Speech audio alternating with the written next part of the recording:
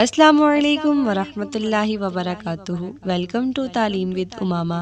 بسم اللہ الرحمن الرحیم۔ میں ہوں آپ کی پیاری بہن امامہ۔ امید کرتی ہوں تمام مسلمان خیر و عافیت سے ہوں گے۔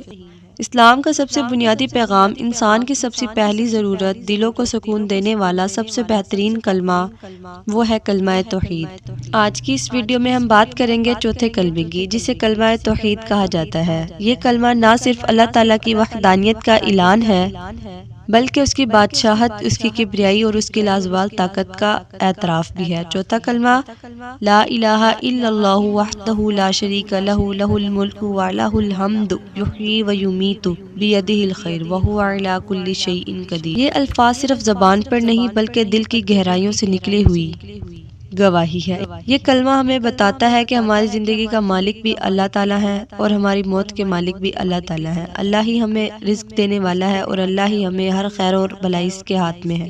جب بندہ یہ کلمہ دل سے پڑھتا ہے تو اس کے اندر سے خوف ختم ہو جاتا ہے، دل مضبوط ہو جاتا ہے اور انسان کو یقین ہو جاتا ہے کہ میرے لیے اللہ ہی کافی ہے۔